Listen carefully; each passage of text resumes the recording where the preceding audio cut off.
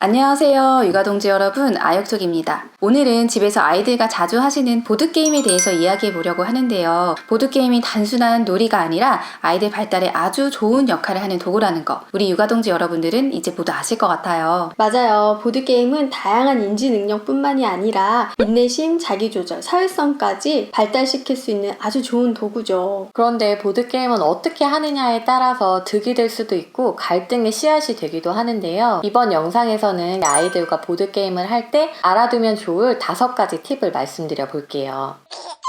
우리 아이들의 놀이 발달을 보면 2돌 전후로 인형에게 이렇게 우유를 먹여주는 초기 수준의 상징 놀이를 시작하면서 점차적으로 미용실 놀이, 소방관 놀이, 경찰관 놀이 이렇게 다양한 역할 놀이를 하기 시작하죠. 너무 어린 시기에는 규칙이 있는 보드게임보다는 이렇게 상징 놀이를 활발히 하는 게 또 도움이 됩니다. 빠르면 만 3세, 보통 4, 5세 정도가 되면 아이들이 간단한 규칙을 이해하고 게임을 하면서 너 한 번, 나 한 번 이렇게 차례를 기다릴 수도 있어요. 이 시기부터 조금씩 보드게임을 시작해 보실 수 있는데요. 처음에는 전략적 사고가 필요한 어려운 게임들보다는 규칙이 비교적 단순한 보드게임들부터 시작하시는 걸 추천드려요. 도블이나 서펜티나, 낚시 보드게임 이런 것처럼 규칙이 직관적이고 단순한 게임부터 시작해 보시는 거예요. 그리고 아이의 기질에 따라서 좀 조절이 필요한데요. 아이가 너무 예민하거나 인내심이 좀 부족한 편이다 이러면 조금 늦게 시작하셔도 괜찮아요. 보드게임을 하면서 많은 부모님들이 고민하시는 부분이 일부러 좀 져줘야 되나 이런 건데요. 애들이 지면 난리가 나니까 그냥 져주라는 분도 있고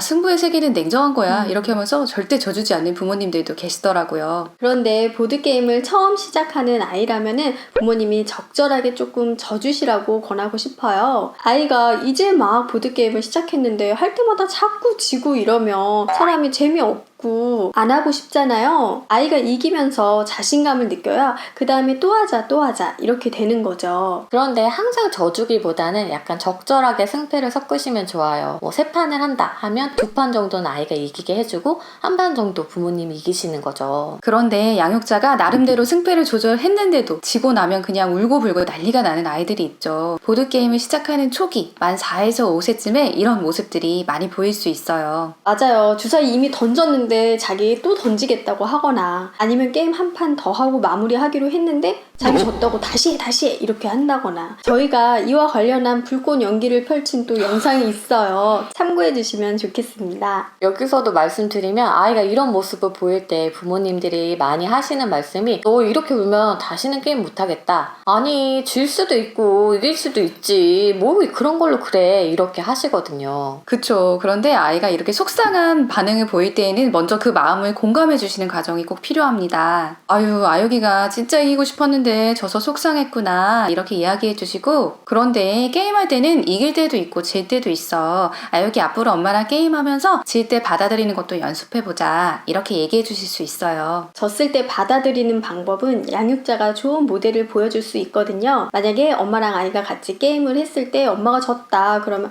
이기고 싶었는데 져서 너무 아쉽다. 아유 그래도 게임 진짜 재밌었어 이렇게 이야기를 한다거나 에이 항상 이길 순 없지 다음에 내가 더 열심히 해가지고 꼭 이길 거야 이제 이런 식으로 긍정적인 말들을 소리내어 아이에게 모델을 보여주시는 거예요. 이런 과정이 계속해서 반복되다 보면 아이들이 스스로 자기 조절하는 능력도 잘하고 승패에 대한 집착도 점점 줄어들 수 있어요. 아이가 이제 졌을 때 예전처럼 막 울고불고 난리치지 않고 입을 그냥 삐죽삐죽 거리고 그냥 표정만 좋지 않다 이래도 사실 예전에 비해서도 굉장히 많이 아이가 발전한 거잖아요. 그 부분에 대해서도 인정을 해주시고 긍정적으로 반응을 해주시는 거죠. 저희 아이 같은 경우에는 지금 이제 우리 나이로 7살인데 작년만 해도 자기가 지고 나면 다시 해! 막 이러거나 울고 불고 하고 막 난리가 났었거든요. 그런데 요즘에는 게임을 하는데 자기가 정말 이기고 싶었는데 졌다 그러면은 조용히 방으로 들어가서 이불을 뒤집어 쓰고 눕는 거예요. 많이 컸네. 그죠? 그러면 제가 잠시 뒤에 이제 방으로 들어가서 말을 거는 거예요. 혜준아, 너 정말 이기고 싶었는데 져서 속상하구나. 근데 너 아기 때 기억나? 너 지고 나면 엄청 울고불고 막 화냈었잖아. 근데 지금은 이렇게 너 마음 조절하려고 애쓰고 있는 거야? 이제 형아네, 멋지네. 막 이렇게 칭찬을 해줘요.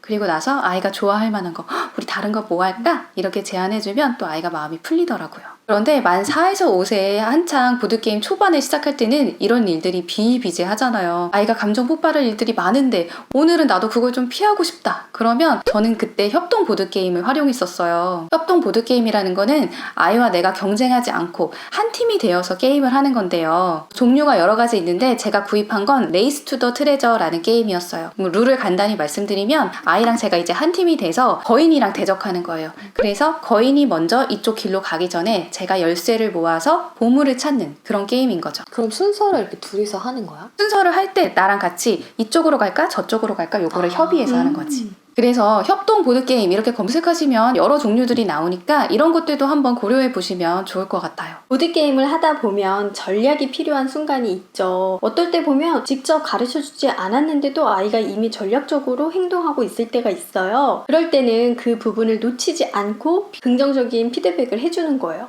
신중하게 하고 있네.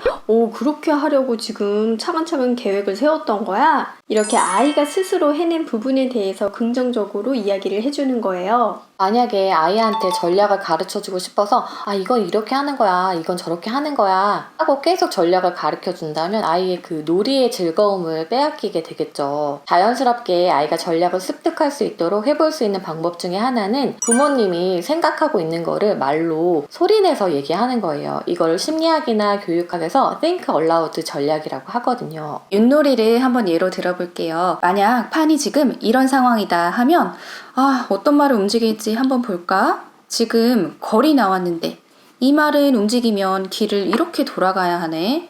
그런데 지금 이 말을 움직이면 지름길로 갈 수 있는 위치로 가잖아. 그럼 이 말을 움직이는 게 낫겠다. 이렇게 전략을 말로 소리내어서 말하는 거예요. 이렇게 양육자가 하는 말을 듣고 아이가 전략을 배울 수가 있어요. 이런 방법은 특히 충동적이고 산만해서 생각하기 전에 먼저 행동이 나가는 아이들한테 특히 효과적이에요. 보드게임 하다 보면 아이들이 사전에 협의 안 하고 갑자기 중간에 규칙을 바꾸려고 할 때가 있잖아요. 주사위를 한번 던졌는데 갑자기 이제 주사위 2번 던지는 거야? 막 이런 식으로 바꾸기도 하고요. 맞아요. 이기고 싶어서 그러는 아이들도 있지만 또 어떤 아이들 같은 경우에는 규칙 바꾸는 게 재미있어서 또 통제감을 느끼고 싶어서 나름 규칙을 바꾸고 싶은 이유가 있는 아이들도 있어요. 예를 들어 스머프 사다리 보드게임은 1에서 출발해서 100까지 먼저 가면 이기는 게임인데요. 이 게임에는 특별한 장치로 가가멜 카드라는 게 있거든요. 스머프가 1에서 100까지 가는데 그거를 쫓아가는 거예요. 쫓아가서 잡힐 수도 있거든요. 근데 좀 불안한 아이들은 나 이 가가멜 카드는 안 하고 싶어. 이런 아이들도 있어요. 만약에 그렇게 아이가 이유를 말한다면 가가멜 카드 없이 게임하고 싶구나. 그렇게 하자. 이렇게 게임 규칙을 바꿔볼 수 있어요. 또 아이가 새로운 게임 규칙을 얘기를 한다면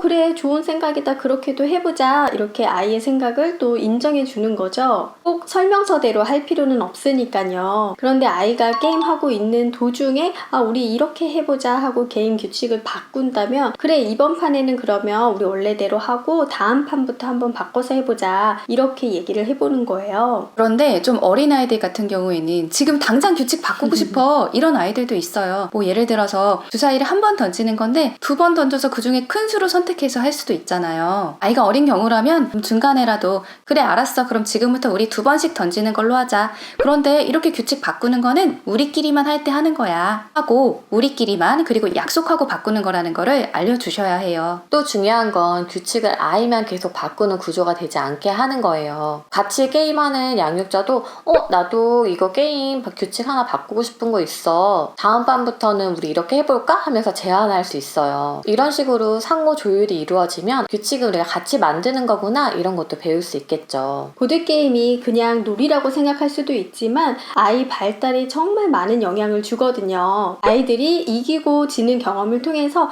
규칙을 이해한다던가 아니면 졌을 때 감정 조절하는 거, 함께 협동하는 거 이렇게 다양한 것들을 배울 수 있어요. 부모가 어떻게 반응하냐에 따라서 놀이가 갈등이 될 수도 있고 배움이 될 수 있다는 거 기억해 주세요. 오늘 나온 팁들 일상에서 아이들이랑 보드게임 할 때 한 번씩 꼭 실천해 보시길 추천드려요. 우리 아이들과 재미있게 보드게임 해보시고요. 그럼 저희는 또 다음 영상에서 찾아뵙겠습니다. 저희 영상 재밌게 보셨다면 아육톡 채널 구독해 주시고요. 좋아요도 꾹꾹 눌러주시고 알람도 따르릉 울려주세요. 육아동지 여러분 다음에 또 만나요.